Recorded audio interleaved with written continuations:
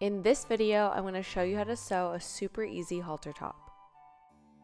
For this project, you're going to need measuring tape, scissors, pins, elastic, a lightweight cotton fabric, thread, and then I'm going to use a scrap piece of fabric as well. Taking our strip of scrap fabric, we're going to wrap the piece around our neck and then we're going to pin it into the shape that we want to create for our halter. We're just folding and pinning until we create something that we like. I am leaving a little bit of fabric here to create a little bit of ruching that'll create the volume for the top. The bigger the bust, the more of a gather you're going to create. And then you're going to want to place a pin marking the center back of your neck. Now we're going to cut around where we placed our pins, making sure to leave a 1 centimeter seam allowance along all of the edges. Because we only pinned half, we're going to fold the fabric at the center back pin and mirror the other side. Now we can try it on again. I'm folding over the 1 centimeter seam allowance to get a gauge of how it's going to fit, and I'm pinning it onto my shirt. Here is the time to make any adjustments to your pins. For mine, I took it in a little bit, so I'm just going to trim away that extra fabric, again making sure to leave a 1 centimeter seam allowance. And then I'm going to fold it in half again to make sure that anything I'm doing to one side is mirrored onto the other. And then I can trim away any of the excess fabric on the other side as well. So now I have the bust part of my pattern piece cut out of my scrap fabric, and I can pin it onto my real fabric and cut it out. We're going to cut 2 of these pieces out, but for the second piece, I'm going to cut it 0.25 centimeters smaller, so just slightly smaller than the original piece. And then I'm going to place these 2 pieces right sides together, pin along the inside curve, and sew with a straight stitch. Then moving to the ironing board, we're going to iron the seam allowance towards the side of the slightly smaller piece. This will help create a cleaner finish by having the outside piece slightly bigger. Then I'm going to notch where the seams are curved, which will help the fabric lie flat. We're now going to do a top stitch for the halter piece. So here's my slightly smaller piece, and I'm going to do a top stitch very close to the existing seam, making sure to lock in the seam allowance. And this will just help create a cleaner finish when I eventually iron it.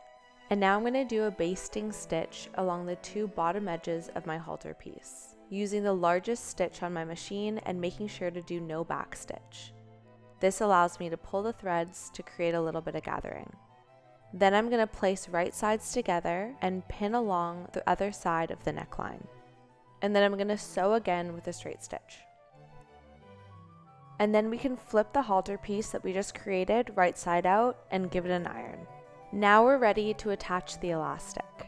I'm just placing 2 little elastic strips on the inside of this tube, right where the top is going to hit the back of the neck, and I'm pinning them into place.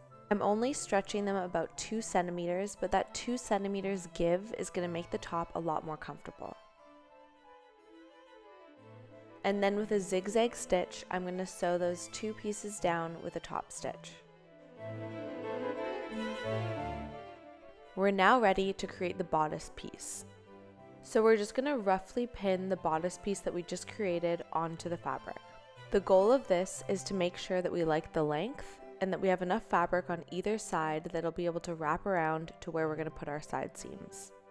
And that we like the spacing of the halter piece. And then we can roughly cut this piece out. I'm going to do it leaving quite a bit of extra fabric so I have a little bit to work with. And here I just made a notch for the length. And then I'm going to trim away the rest on the table because it's easier to work with. And then here, folding it in half to make sure that I'm getting the same on both sides. Moving to the mannequin because it's a little easier to show, but you can absolutely continue to pin it on yourself.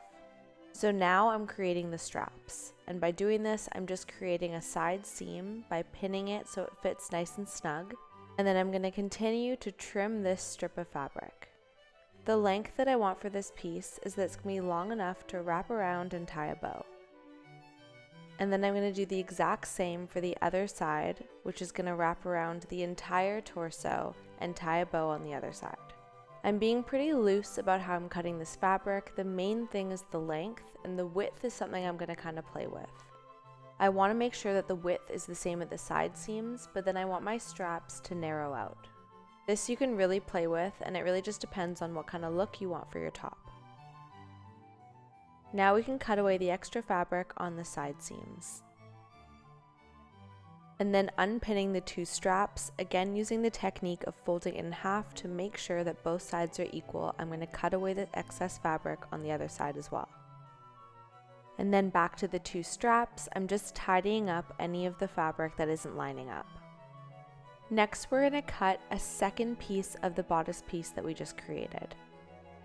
Then taking these 2 pieces, we're going to place them right sides together while putting the halter piece in between the 2, making sure that we're pinning the halter in between the 2 top sides of the bodice piece. And then we're going to sew where we pinned with a straight stitch. So now we have our halter attached to the 2 bodice layers. And then we're going to take the 2 bottom pieces of the halter, so the hemline, place them right sides together, again sandwiching in our halter piece, and sew again with a straight stitch. And then we can flip that right side out. And then we're going to move on to the straps. So I'm just going to roughly pin the straps onto the side seams, and I'm going to test where I want to place my bow. So this is what it looks like with a back bow, and then this is the side bow. Because one of the straps is longer, the pattern right now is for the side bow, but I think I'm going to change my mind and do the back bow instead. But this is a point where you can decide to do either. So all I need to do is shorten one of my straps. I'm now ready to finish the edges of my straps. And I'm going to do this by cutting a thin strip of fabric about 3 centimeters in width. And I'm going to place it right sides together along the edge of my strap. And I'm going to sew it along the raw edge of my strap, again right sides together with a straight stitch. And then I'm going to iron what I just sewed, and then take that small strip, fold it over, iron it down again, and then fold it again. This locks in the raw edge of my strap. And then I'm going to place my pins in the seam, catching the fabric at the back. And then with a straight stitch, I'm going to sew along where I pinned. And I'm going to do this for both edges of the strap. And then for the last side of the end, I'm just going to fold it over twice, iron it, and then sew it with a straight stitch.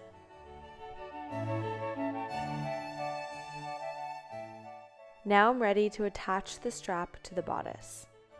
So all I need to do is fold in 1 centimeter at the side seam, iron it, and then insert the strap in between the 2 layers, pin it, and then do a top stitch. And then we're going to do everything that we did for the first strap for the second strap, so finishing your edges and then inserting the strap in between the 2 layers. And you're all done! Thank you so much for watching, and if you liked this video, please subscribe.